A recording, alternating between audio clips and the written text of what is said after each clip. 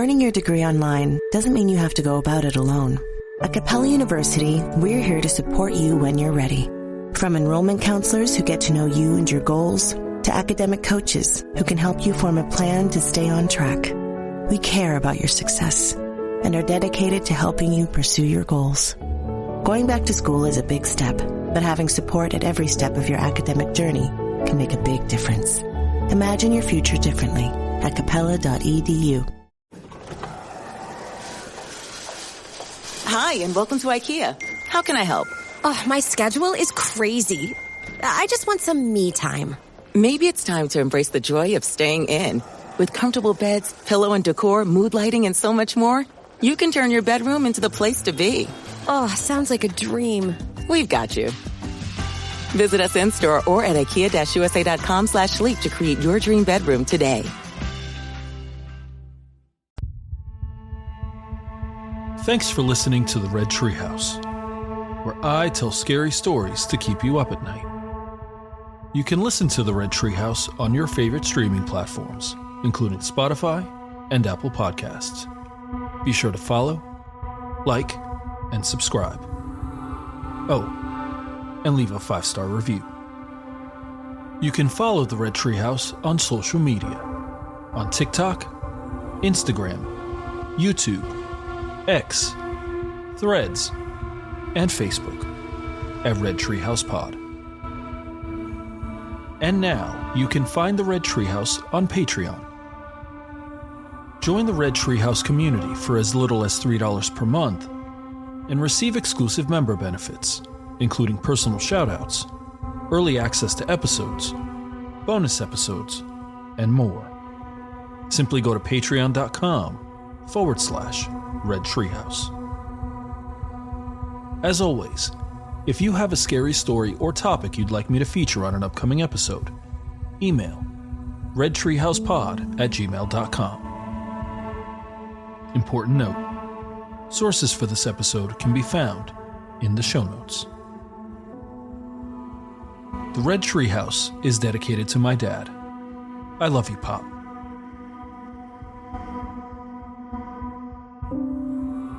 A quick Google search for the most common phobias gives you an interesting top 5. Acrophobia, the fear of heights. Aerophobia, the fear of flying. Arachnophobia, the fear of spiders.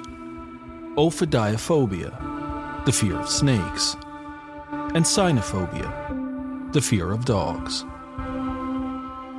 Not included on the list, and admittedly a rarer phobia, is coulrophobia, which some experts believe affect 1 in 10 adults and 1 in 100 children. Though considered statistically rare, it is a widely acknowledged phobia, with studies, quote, indicating this fear is present among both adults and children in many different cultures, end quote. But what is it? Simply put, coulrophobia is a fear of clowns. Something interesting. Though I'm not afraid of clowns in person, movie and media depictions make me uneasy. Back in 2016, what started as a simple report in Green Bay, Wisconsin, became a worldwide phenomenon, with clown sightings being reported in nearly every state in the US, Canada, and 18 countries across the world. It was, for lack of a better phrase, a mass hysteria, as people reported seeing clowns everywhere they went. In this episode of The Red Treehouse, we're going to explore the unsettling and scary 2016 clown sightings. Were there evil clowns showing up in random places across the world? And for what purpose? I'll share the details. You decide for yourself. I'm your host, Will. Welcome to the Red Treehouse.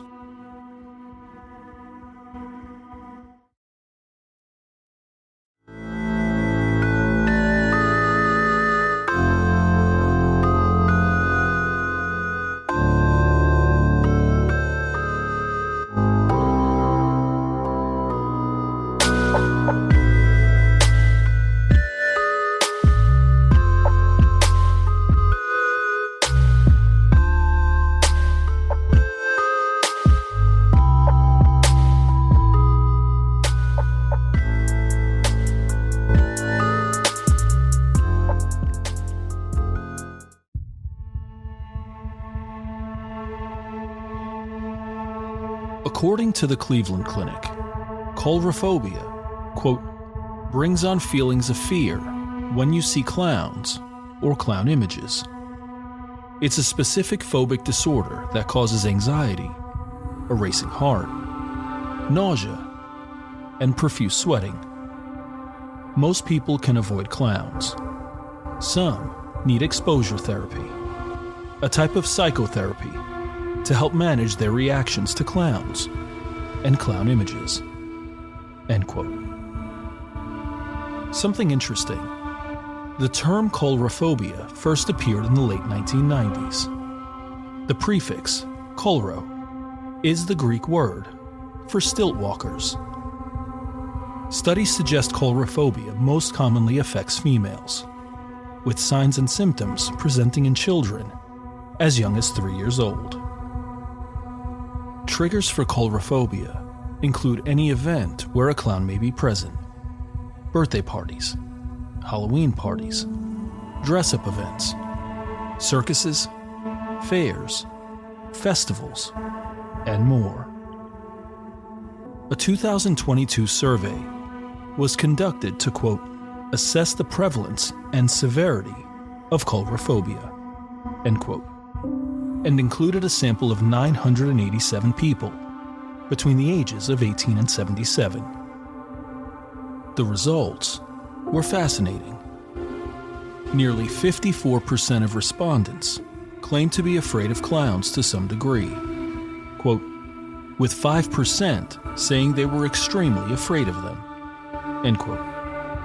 Something else that's interesting: 5% is higher than other extreme phobias, such as the fear of animals, at 3.8%, the fear of blood, at 3%, the fear of heights, at 2.8%, and the fear of flying, at 1.3%. The cause of coulrophobia remains unknown, though some believe a person may be reacting to a clown's colorful makeup and disguise. One article stated, quote, this disguise hides a clown's facial features and distorts facial expressions, creating feelings of distrust, end quote. Another article stated, quote, clowns' unpredictable behavior makes us uncomfortable, end quote, and indicated something surprising. A negative or frightening experience with a clown rarely factored into one's fear of them. Media depictions of clowns, particularly evil clowns such as Pennywise and the Joker, are thought to contribute to coulrophobia.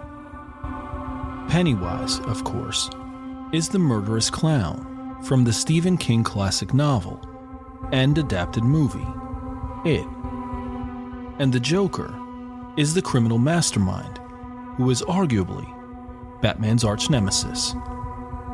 And more recently, Art the Clown from the Terrifier slasher film series depicts a silent but deadly serial killer with an insatiable bloodlust. Being afraid of these clowns makes sense, but it doesn't account for individuals who are afraid of a more friendly clown, Ronald McDonald, the famous mascot of the McDonald's fast food company. Of course, one of the most infamous clowns was John Wayne Gacy, a notorious serial killer who dressed up as a clown for children's parties and who murdered at least 33 young men and boys just outside of Chicago, Illinois. We will cover John Wayne Gacy in an upcoming episode of the Red Treehouse. Something interesting. Though the fear of clowns is common among adults, the American Psychiatric Association does not recognize coulrophobia in the DSM-5. And because of this, there is no established criteria for diagnosing it. A mental health provider or psychologist may render a diagnosis based on presenting symptoms. These signs and symptoms include fast breathing or increased heart rate, an intense, overwhelming sense of fear, increased sweating, nausea, trembling, shaking, or convulsions. The desire to avoid situations where clowns could be present, and intense feelings of distress that is incongruent to the actual threat. Because there are no established diagnostic criteria for coulrophobia, there is no agreed-upon treatment, though many believe exposure therapy can be helpful. According to the Cleveland Clinic, exposure therapy, quote, involves gradual and repeated exposures to images or situations that trigger coulrophobia symptoms. The process involves learning breathing and relaxation techniques, viewing images or videos of clowns, gradually progressing to being in the same area as a clown, and eventually being next to a clown, or holding, or viewing a clown image, end quote. For many, the thought of encountering a clown at a children's birthday party is anxiety and panic-inducing.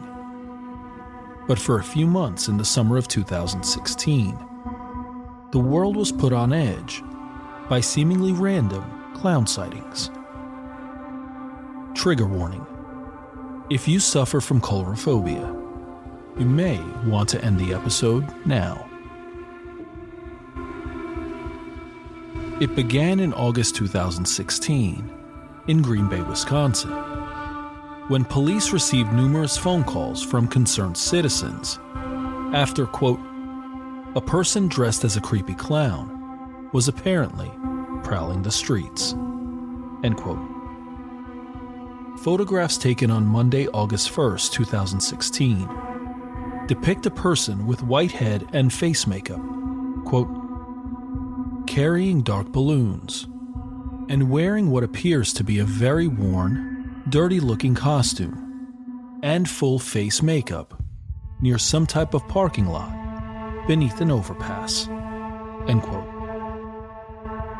Many speculated the clown was less malevolent and more an attempt at viral marketing for a horror movie.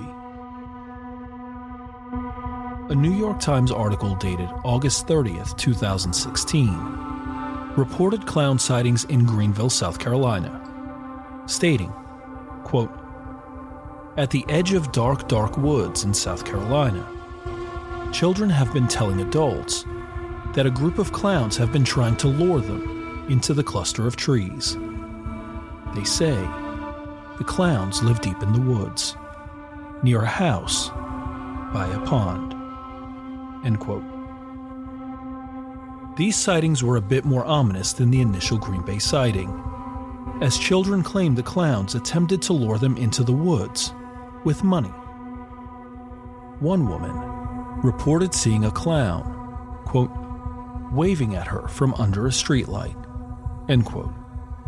And another woman reported hearing a strange noise, clanging chains, and a loud knocking at their front door, all by a clown standing outside her home. On at least one occasion, the Greenville Sheriff's Office reported receiving reports of shots fired from an apartment complex into nearby woods, where clowns were said to hide. On September 14, 2016, two children were walking to a bus stop just after 6 a.m.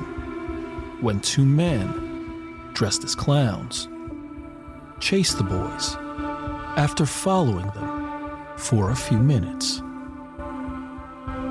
The reports continued for several months across the United States, and in September 2016, the first reported sightings occurred in the United Kingdom.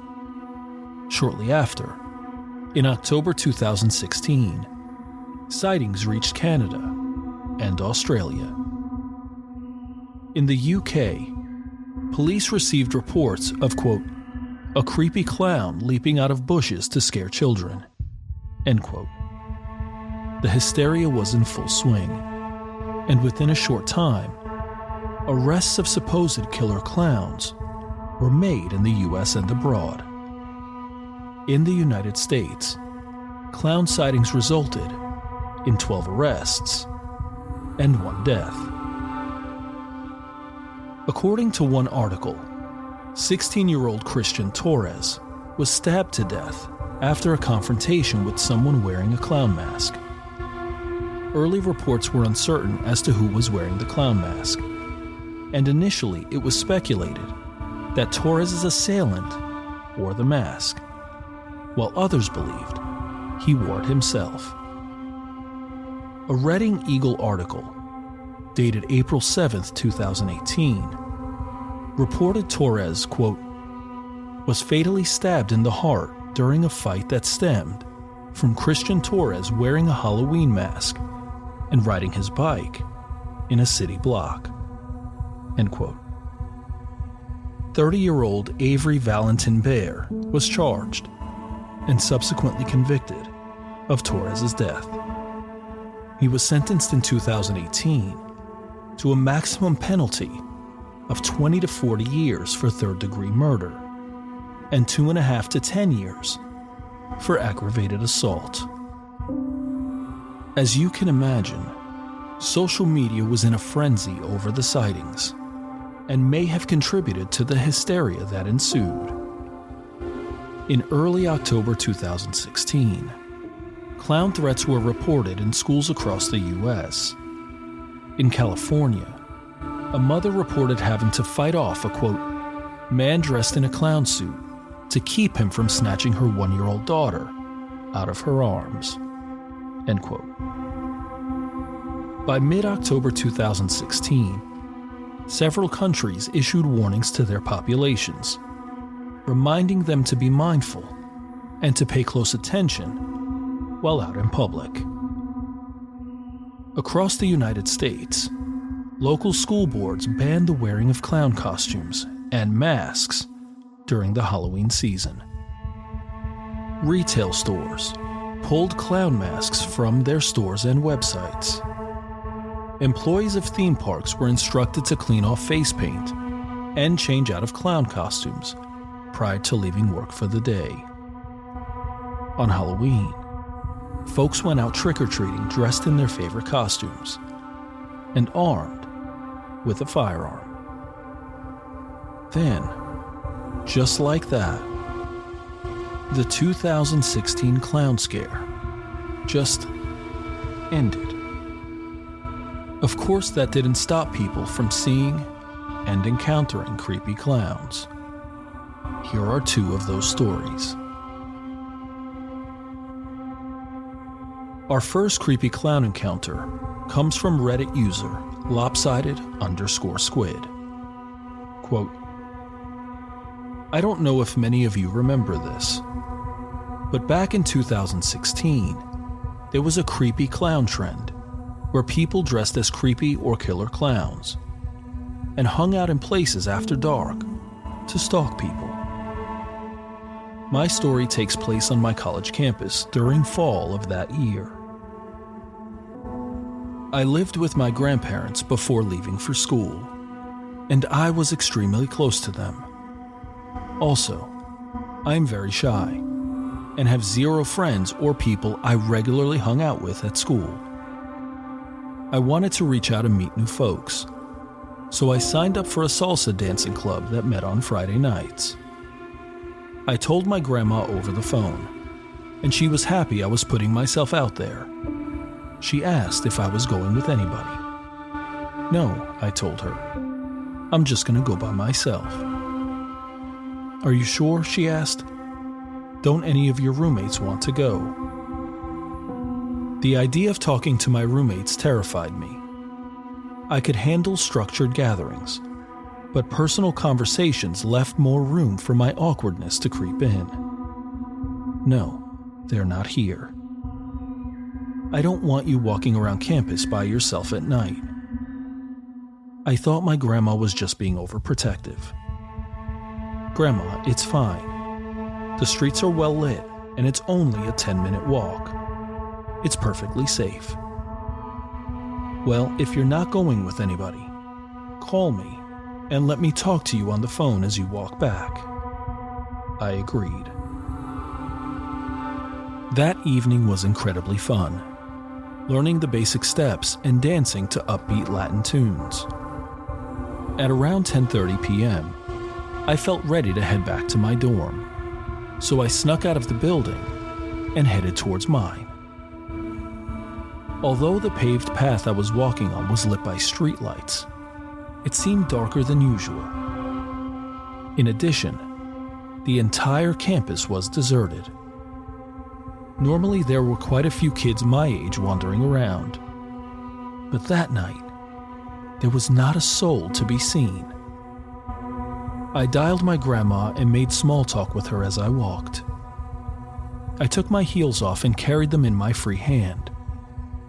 Now, the path I was walking on went past a stretch of sidewalk that was perpendicular to the one I was taking.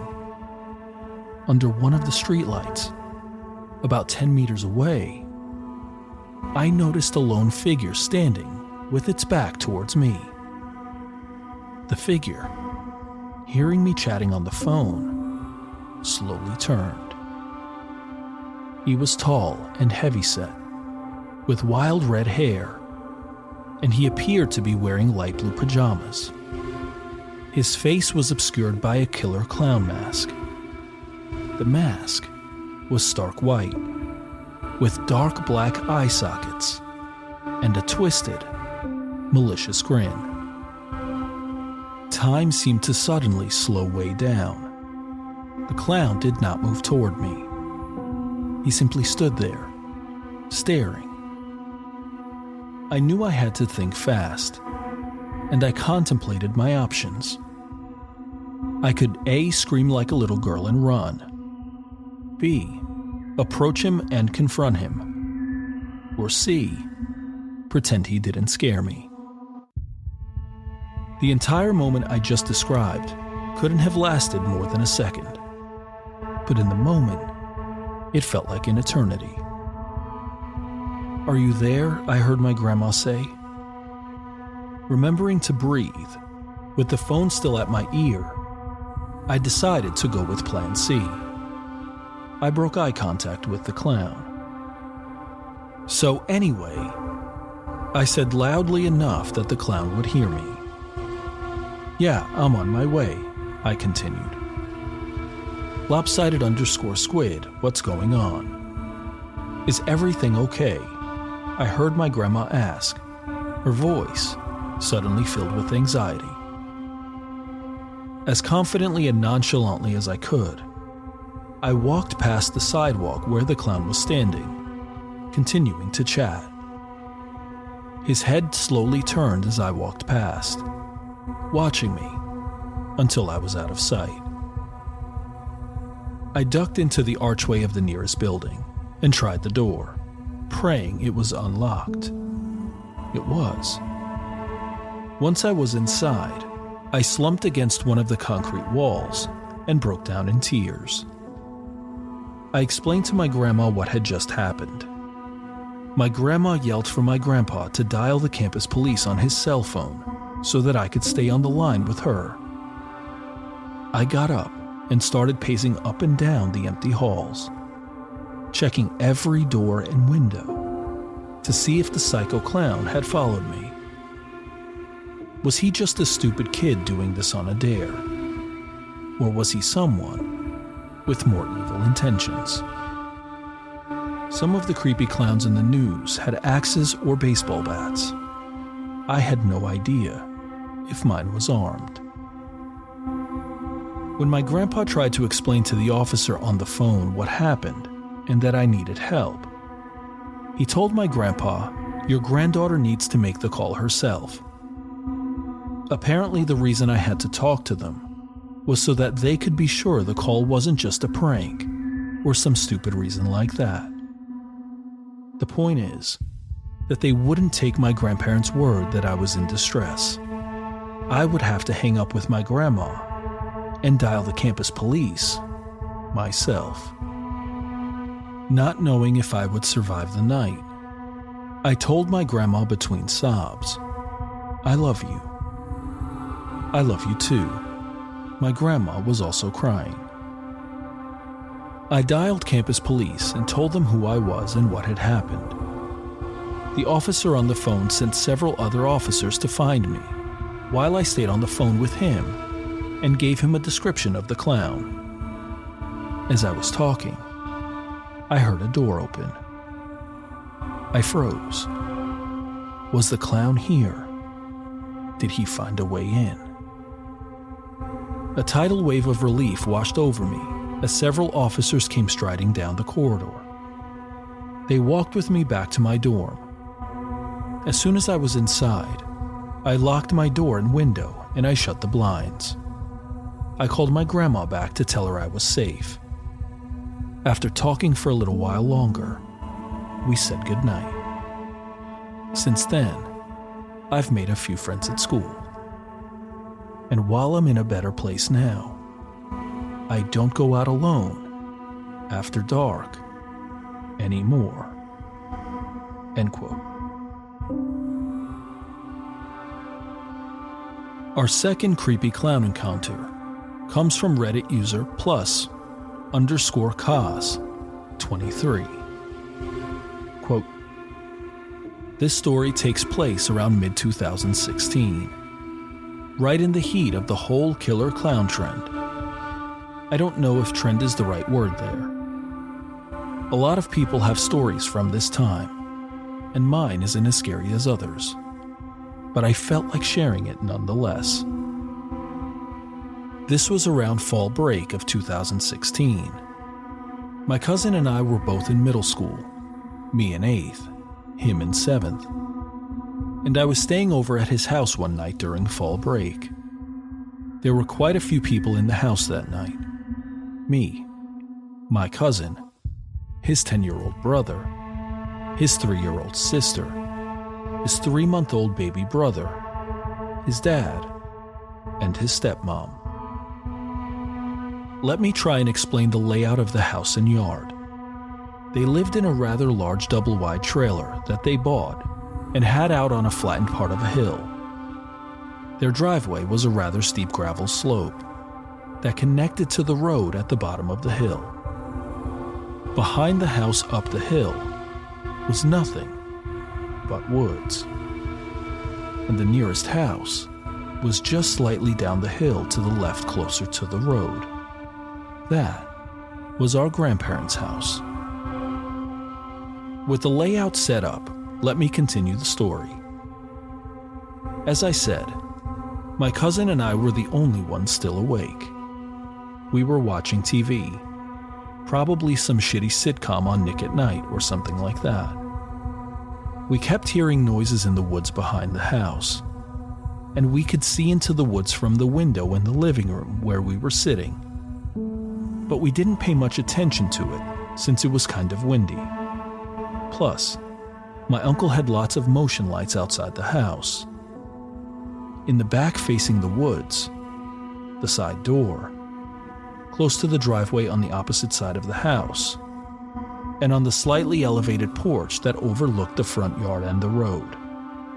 So, we weren't too worried about anyone or anything actually being outside, since anything out there would have triggered the lights. We had heard lots of stories and watched lots of YouTube videos about the whole killer clown thing. And to be honest, I didn't think it was real. I thought they were just prank videos, something made up, just to get clickbait views.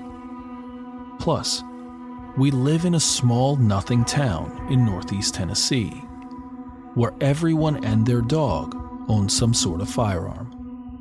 That included my uncle, a retired veteran. So we were never afraid of anyone dressing up as a clown, trying to jump out for a quick scare and a funny video reaction. So we were sitting on the couch watching the TV show, the only light being the TV and the dim light above the kitchen sink that was only a few feet behind the couch.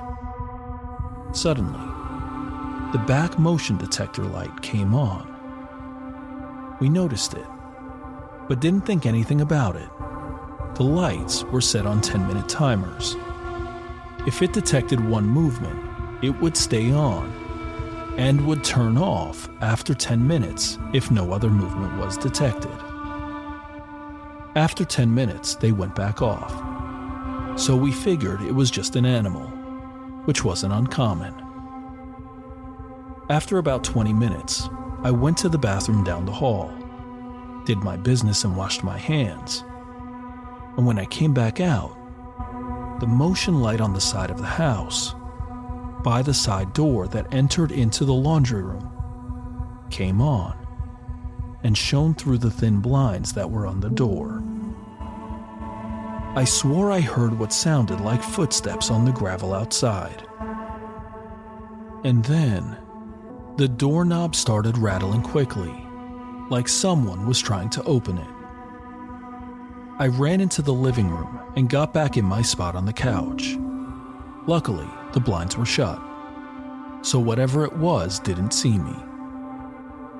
I knew my cousin heard the same thing I did, because he was already up and halfway into his dad's room to wake him up.